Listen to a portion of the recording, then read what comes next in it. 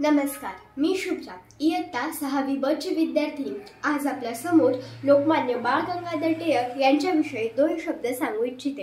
तर आजचा माझा विषय आहे की सार्वजनिक गणेशोत्सव व शिवजयंती साजरी करणारे लोकमान्य टिळक।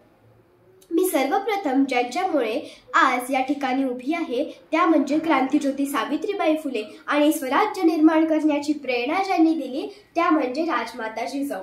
मी सर्वप्रथम त्यांच्या विचार प्रतिमांना अभिवादन करते।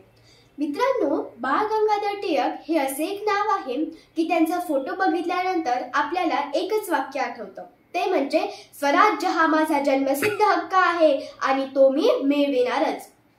आजच्या विषयाला अनुसरून मी आपणास सांगू इच्छिते की सर्वप्रथम ज्यांनी शिवजयंती साजरी केली ते म्हणजे महात्मा ज्योतिबा फुले।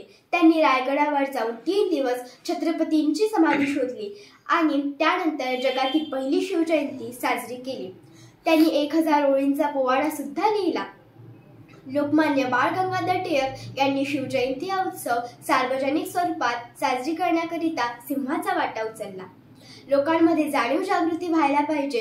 छत्रपती शिवाजी महाराजांचं नाव प्रत्येक घरापर्यंत, प्रत्येक विद्यार्थ्यांपर्यंत, अहो हेच नाही तर जन्मांचापर्यंत सुद्धा पोहोचायलाच पाहिजे आणि ती प्रेरणा मिळण्याकरिता शिवजयंती आणि गणेशोत्सव हे दोन्ही उत्सव लोकांनी मोठ्या प्रमाणामध्ये साजरी करायला पाहिजे।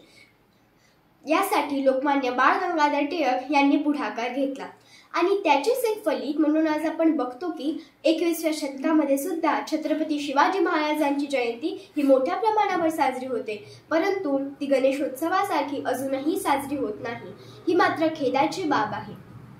लोकमान्य बाळ गंगाधर टिळक हे लहानपणापासूनच खूप बुद्धिमान होते। मोठे झाल्यानंतर सुद्धा त्यांनी वेगवेगळे ग्रंथ आणि लेख लिहून इंग्रजांना सळो की पळो करून सोडले।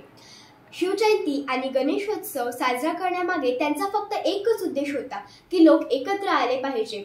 या इंग्रजांच्या विरुद्ध आपले विचार संघटित करून इंग्रजांना या देशातून आपण काढून दिले पाहिजे, त्यामुळे आपला भारत देश स्वतंत्र होईल।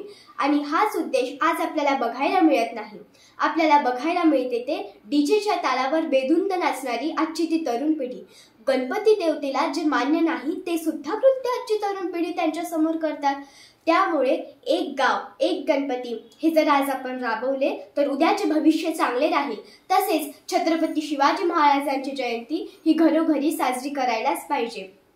त्यानिमित्त त्यांचे चरित्र हे प्रत्येक विद्यार्थ्याने वाचायलाच पाहिजे।